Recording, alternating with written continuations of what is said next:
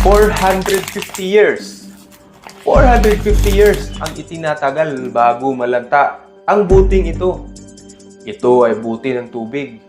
Bubuksan mo, iinumin, at itatapon sa basurahan sa loob lamang ng ilang minuto. Dito sa bansa natin, ang mga basurang ito kasama ng iba pang mga plastik, mga pakete ng sari-saring produkto, kung hindi nare-recycle ay naiipon lamang sa mga tambakan at madalas nakikita pa natin pakalat-kalat saan-saan. Maraming taon na ang nagdaan, ngunit hindi pa rin nasusolusyonan.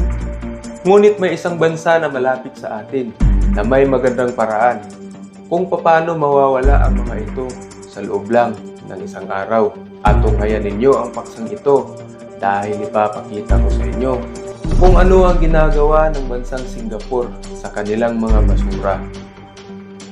Ganito lang kaliit ang Singapore kaya wala silang lugar para sa mga kalat. Kaya ganito ang pamamaraan at solusyon nila sa problemang ito. Una, kinukulikta nila lahat ng mga basura mula sa mga tambakan. Dadalhin sa isang malaking waste incinerator. Susunugin araw-araw sa loob ng isang taon. Walang tigil na umaandar at ang init nito na umaabot ng 1,000 degrees Celsius na siyang kino-convert bilang enerhiya o kuryente from waste to energy na nagsusupply sa maraming kabahayan. From our incineration process, we harness the heat to generate electricity. At ang nakakamangha dito, sapagkat hindi ito nakakapinsala sa kapaligiran. Dahil pinifilter ng maayos ang usok nito para maging isang napakalinis na hangin, uusok na ang lalabas dito.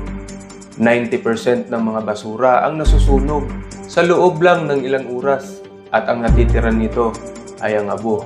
Dinadala nila ito sa isang man-made island kung saan binubuhos nila ito sa lawa nang hindi napupunta sa karagatan. Sa linis ng kanilang proseso ay napapanatiling buhay ang mga lamang tubig, mga halaman at mga kahayupan sa islang ito. Sa madaling salita, uulitin ko ang pamamaraan ng Singapore sa problema ng basura ay ganito.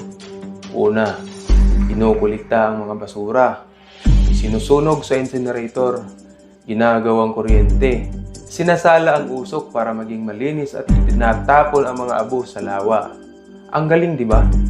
At pinatunayan nilang safe rin ito maging sa mga tao. The air come out from the chimney is smaller than 1 micron, which is very clean. Mga paps, sa tingin nyo ba kung sakaling gagayahin ito ng Pilipinas, masusolusyonan kaya ang problema ng bansa sa basura?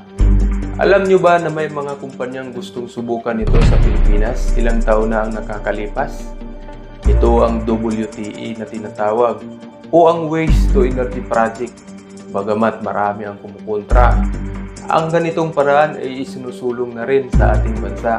Katulad na lang ng isang malaking project na napagkasunduan ng mga opisyal ng Cebu City at ng New Sky Energy Incorporated.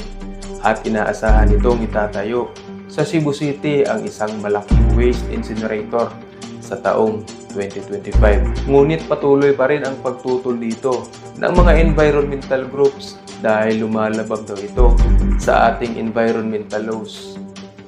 Mga paps, ano ang say ninyo sa paksang ito?